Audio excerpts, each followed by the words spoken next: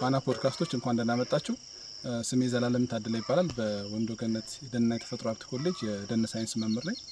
እንግዲህ አሁን የምንገኘው ለመማር ማስተማር ከምንጠቀማቸው የፊልድ ፋሲሊቲዎች ውስጥ አንዱ ወደ ሆነው የአርቦሬተም ውስጥ ነው። እንግዲህ አርቦሬተም ማለት የተለያዩ የዛፍ ዝርያዎችን ለማስተማሪያነት እንዲረዳ ብዙ ወይም ደግሞ በአንድ ቦታ ማግኘት የማንችላቸውን የዛፍ ዝርያዎች አንድ ቦታ ላይ ተክለን ለመማር ማስተማር እንዲሁም ደግሞ ለምርምር አገልግሎት የምንጠቀምበት ፋሲሊቲ ነው ወይም ደግሞ ኮምፓውንድ ነው። እንግዲህ ይሄ አርቦሬተም የተመሰረተው ከ40 ዓመት በፊት ነው። ሲመሰረት 85 ያህል የዛፍ ዝርያዎች ነበሩት። መጀመሪያ ላይ በብሎክ ተደርገው የተተከሉ ከ85 በላይ ዝርያዎች ነበሩ። እነዚህ ዝርያዎች እንግዲህ የተተከሉት አንድም ቅድም እንዳልኳችሁ የዛፍ ዝርያው ምን ይመስላል የሚለውን ማወቅ ለሚፈልግ ሰው ለማስተማር፣ ከዛም በተጨማሪ ደግሞ እንደ ትራያል ሳይትም እንደ መሞከሪያም ነበረ። እዚህ ሞከረ ነው እድገቱ ጥሩ የሚሆን ከሆነ ለማህበረሰቡም ለማባዛት እንዲረዳ ተብሎ የተጀመረ ፋሲሊቲ ነው። እንግዲህ በአሁኑ ወቅት ቁጥሩ 85 ያህል የለም፣ ወደ 60 ገደማ የሚሆኑ የዛፍ ዝርያዎች አሉ። ስፋቱ ከ2 ሄክታር በላይ።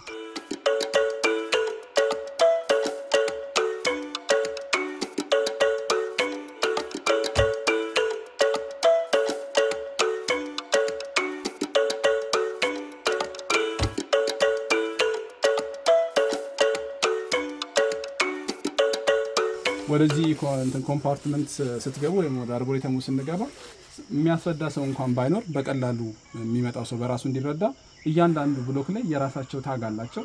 እዚህ ጋር እንደምታዩት ለምሳሌ አኬሺያ አቢሲኒካ ይላል። ባዝራ ግራር ነው። ይሄኛው ከግራር አይነቶች ውስጥ አንዱ ነው። አኬሺያ አቢሲኒካ ይላል። ከላይ የምታዩት 1984 እንግዲህ በአውሮፓውያኖች አቆጣጠር የተተከለበት ጊዜ ነው የሚያሳየው። የዚህኛው ትንሽ ለቋል፣ ግን በቀይ ደግሞ የተጻፉት ከስር የምታዩቸው እነሱ የፋሚሊያቸውን የሚናገር ነው። የዚህኛው ሞራሴ ፋሚሊ ነው። ልክ እንደዛው ሁሉም ጋር ብትገቡ መንገዱን ተከትላችሁ ብትሄዱ ወደ መንገዱ የዞሩ ታጎች አሏቸው።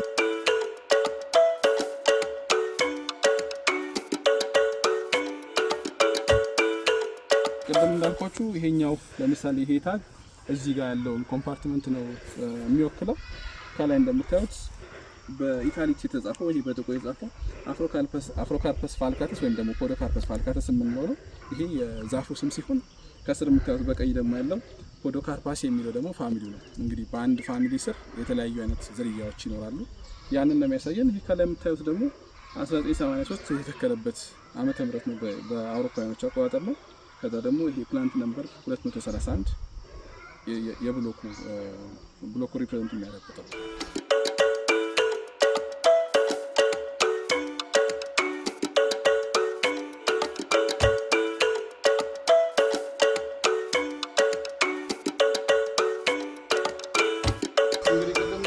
የግቢው ስፋት 2 ሄክታር በላይ ነው። እንግዲህ ዞረን ማየት ከቻለን ከ60 በላይ ዝርያዎችን እናያለን።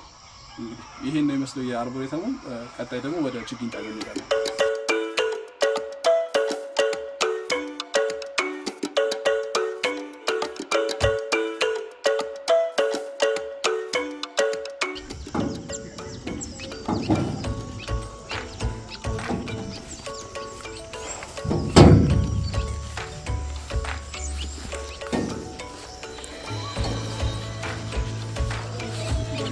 እሺ አሁን ደግሞ የምንገኘው የኮሌጁ ችግኝ ጣቢያ ውስጥ ነው። ይህ ችግኝ ጣቢያ እንግዲህ ለመማር ማስተማር እንዲሁም ደግሞ ለገቢ ማመንጫ የምንጠቀምበት ችግኝ ጣቢያ ነው። ስፋቱ 1 ሄክታር ያለው 100 ቦታ ላይ ያረፈ ነው።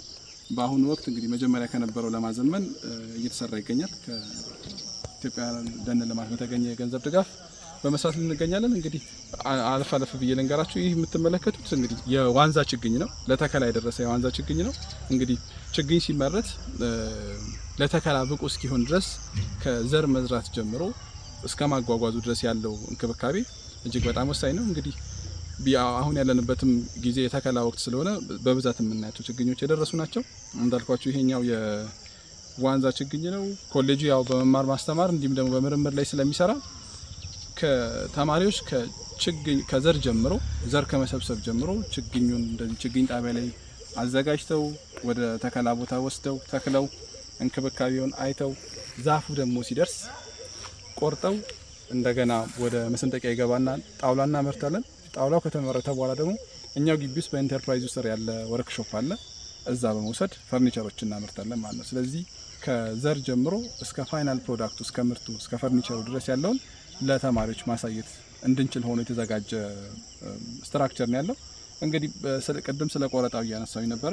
ዛፍን የምንቆርጠው በማኔጅመንት ፕላን ነው። ራሱ ደኑ በምን መቼ ምን ይደረግለት የሚል በየ5 አመቱ ማኔጅመንት ፕላን ይዘጋጅለታል። በዛ ማኔጅመንት ፕላን መሰረት ዛፉ ለቆረጣ በሚደርስበት ጊዜ ተቆርጦ ለጣውላነት፣ ለማገዶም፣ ለኮንስትራክሽን ወይም ደግሞ ለግንባታ የሚውለውን እንጠቀማለን ማለት ነው እንጂ ያለ እቅድ የሚሰራ ነገር የለም። ሁሉም ቦታ ያለንም ደግሞ አንቆርጥም። የምንቆርጠው ለመቁረጥ እንዲሆን አድርገን የተከለው ለዛ አላማ ብቻ የተዘጋጀውን ብሎክ ነው የምንቆርጠው። ያ ደግሞ በየአመቱ እየተከልን በየአመቱ እንቆርጣለን ማለት ነው።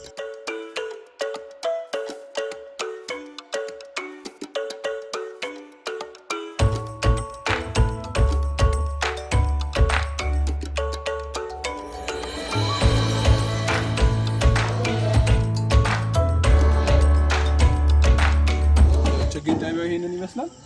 በቀጣይ ደግሞ ወደ የተፈጥሮ ደኑንና የሰው ሰራሽ ደኑን ወደምናይበት 3 ማማዎች አሉ። ከ3ቱ ማማ ቀረብ ወደሚለው ወደ ቁጥር 1 ማማ እንሄዳለን።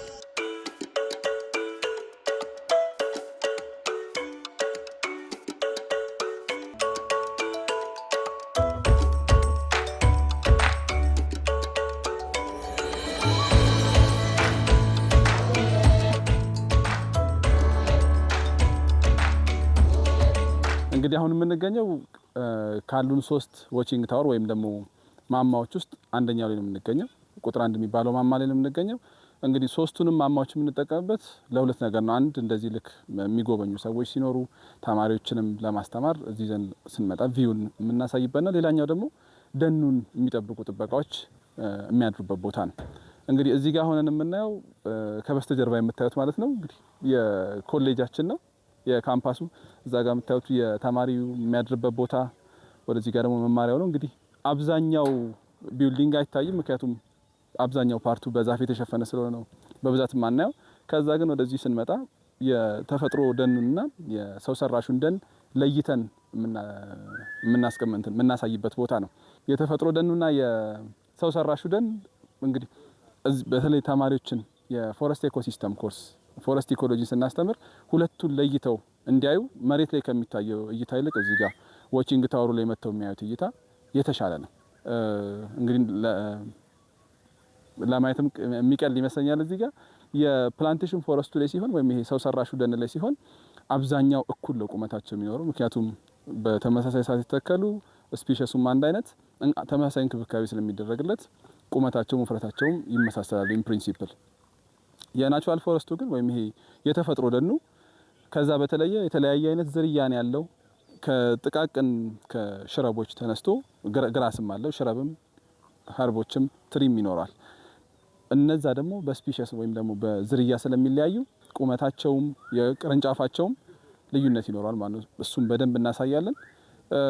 ከዛ በተጨማሪ እዚህ ጋር ሆነን አንድ የምናየው ምንድነው ኤሊቬሽኑ ከታች ስንመጣ ከፍ እያለን የመጣው መነሻችን አካባቢ 1750 ሜትር ነበረ ከባህር ጠለል በላይ። አሁን ያለንበት 1960 አካባቢ ነው አፕሮክሲሜትሊ። በዚህ ኤሊቬሽን ዲፈረንስ የስፒሺስ ዲፈረንስ እናያለን ወይም ደግሞ የዛፍ ዝርያ ልዩነት ይኖራል። እታች የምናያቸው እዚህ ጋር የምናየውና ከዚህ በላይ ከፍ ብሎ የምናየው ይለያያል። ዝርያው ይለያያል። እሱን የምናሳይበት ነው። ለምንድን ነው የተለያየው? ከፍ ሲል የትኛውን እናገኛለን፣ መሀል ላይ ከታች የትኛውን እናገኛለን የሚለውን ለማስተማር የሚረዳ ነው። እንግዲህ ስፋቱ ጠቅላላ የኮሌጁ ስፋት 977 ሄክታር አካባቢ ነው አፕሮክሲሜትሊ፣ ኤግዛክት አይደለም። ከዛ ኤሪያ ውስጥ እንግዲህ 165 ሄክታር ያህሉ ሰው ሰራሽ ደን ሲሆን የተቀረው 600 አካባቢ ደግሞ ውድላንድ እና ናቹራል ፎረስቱ ናቸው። አንድ ውድላንድ ግራስላንዱ እና ናቹራል ፎረስቱ 650 ሄክታር አካባቢ ይይዛል። የተቀረው ደግሞ የክሮፕ ፊልዶች አሉ፣ ቡና እንዲሁም ደግሞ የተለያዩ ሰብሎች የሚመረቱበት፣ ከዛ በተጨማሪ መኖሪያ ቤቶች ያሉበት፣ ግንባታዎች ያሉበት በሙሉ የተቀረውን ኤሪያ ይይዛሉ ማለት ነው።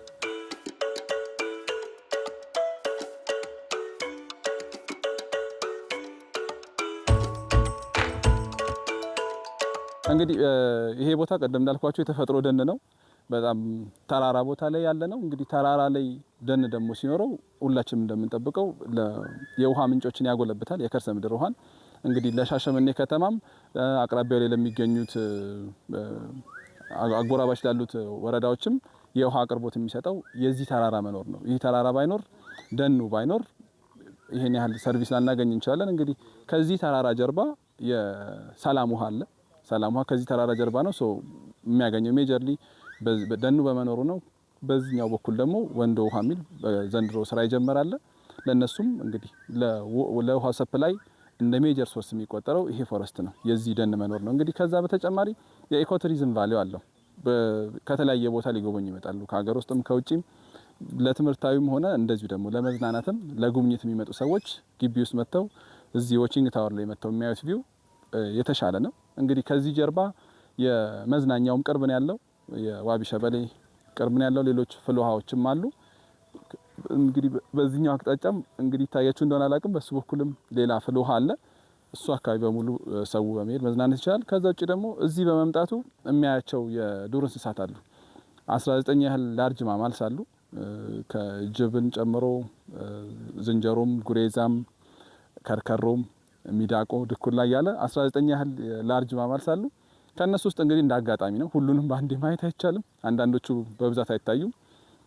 ከርከሮ አይነት ጅብ፣ ጉሬዛና ዝንጀሮን ግን በቀላሉ ማየት የምንችልበት ነው። የተለያዩ የወፍ ዝርያዎች አሉ፣ እነሱም ይኖራሉ። እንግዲህ የተለያዩ አይነት የዛፍ ስፒሺስም ደግሞ አሉ፣ የተለያዩ አይነት የዛፍ ዝርያዎች አሉ።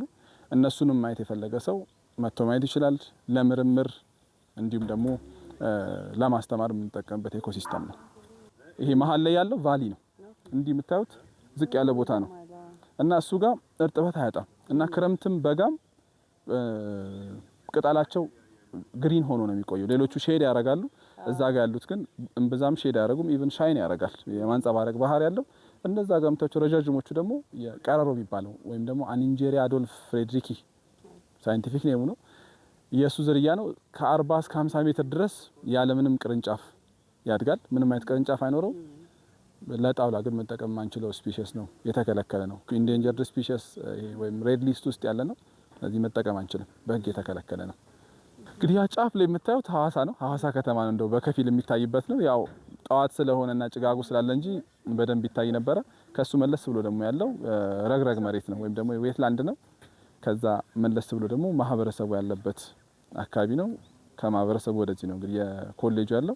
በዚህ በኩል የምታዩት በስተቀኝ በኩል የኮሌጁ ሲሆን ከነዛ ከረጃጅም ሆነው ከሚታዩት ዛፎች በስተግራ ደግሞ ያሉት የኢትዮጵያ ግብርና ምርምር ኢንስቲትዩት የወንዶ ገነት ግብርና ምርምር ማዕከል ነው።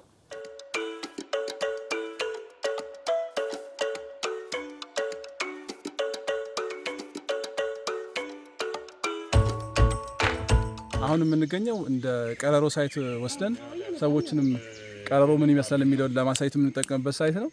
እንግዲህ እዚህ ሳይት ላይ እንደምታዩት በጣም ረጃጅም ከ40 እስከ 50 ሜትር ድረስ ምንም አይነት ቅርንጫፍ የሌላቸው ወጥ የሆነ ግንድ ያለው እስከ ላይ ድረስ ምንም አይነት ቅርንጫፍ የለውም።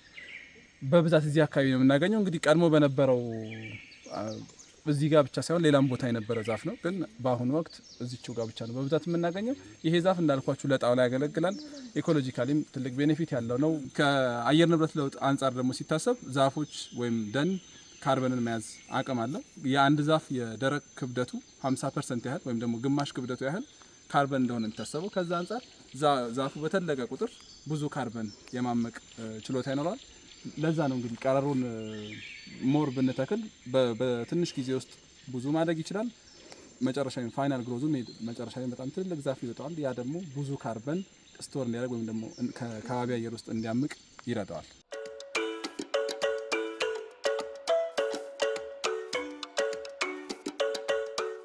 አሁን ደግሞ ያለነው ለግቢው የውሃ ምንጭ የሆነው ቦታ ላይ ነው። ምንጩ አክቹአሊ እዚህ ጋር አለም ከላይ ነው የሚመነጨው፣ ግን እዚህ ጋር እንደ ታንከር የምንጠቀመው ነው። ከዚህ ነው እንግዲህ ቀጥታ ታች ድረስ የሚሄደው ለግቢው ማህበረሰብ በሙሉ። አንዳንዴም ደግሞ ጎረቤት ላሉ ማህበረሰብ አንድ ሁለት ቦታ ላይ ቦኖም የተገጠማለ ውሃው ከዚህ ነው የሚለው። ስለዚህ የውሃ ቢል የለብንም ማለት ነው። እሺ ገምተሽ ደግሞ ያምራል ባይዘው